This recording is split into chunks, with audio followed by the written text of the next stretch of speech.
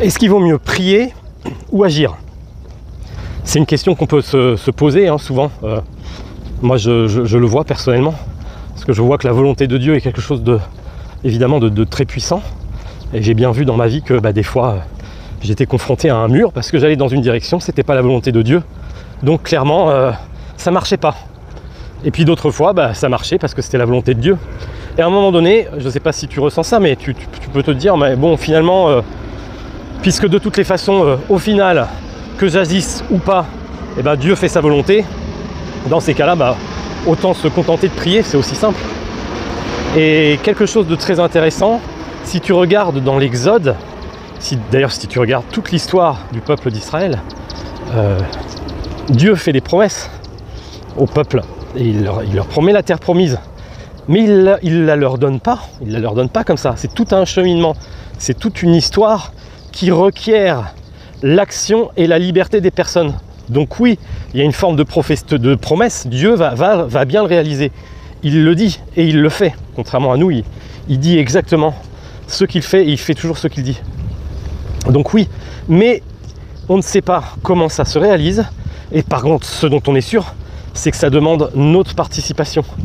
Et il y a eu un très beau passage là que j'ai relu ce matin qui je trouve est de loin l'une des plus belles illustrations de la façon dont on doit se comporter et agir et se tenir en homme sur cette terre quand on est chrétien. C'est au moment où le peuple doit combattre les Amalécites et Moïse envoie Josué sur le terrain. Les Amalécites sont en train de gagner, il envoie Josué se battre, donc c'est pas rien, il y a des morts, c'est pas du spectacle, c'est vraiment un engagement à vie, une bataille. Et ce que le Seigneur nous demande aussi souvent sérieusement face à la vie qui met devant nous, il y a une bataille à livrer, il y a un engagement. Voilà, donc l'action, important. Et en même temps, qu'est-ce qui se passe? Sur la montagne, il y avait Moïse qui avait les bras levés et qui implorait le Seigneur, avec Aaron et Our qui lui tenaient les bras parce qu'il était fatigué. Et dès qu'il levait les bras, Josué gagnait contre les Amalécites. Et dès que la prière baissait un peu, ils perdaient. Ils se sont battus comme ça et évidemment ils l'ont emporté.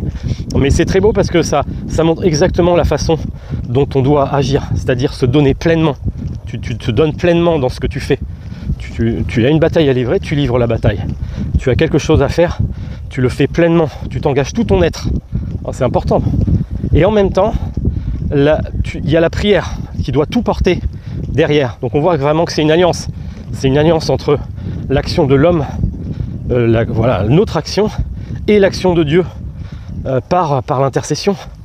Donc voilà, c'est simplement un petit rappel et puis pour nous encourager chacun, nous dire voilà, face à la vie que Dieu met devant nous, on a un engagement très fort à prendre et en même temps tout confier au Seigneur parce que c'est le Seigneur, tout dépend du Seigneur et en même temps tout dépend de nous. Si Josué n'était pas descendu se battre avec ses armées contre les Amalécites, bien évidemment il ne se serait rien passé. Donc voilà, donc à la bataille et à la prière, agir et prier, les deux, c'est absolument essentiel et vital. On peut enlever ni l'un ni l'autre.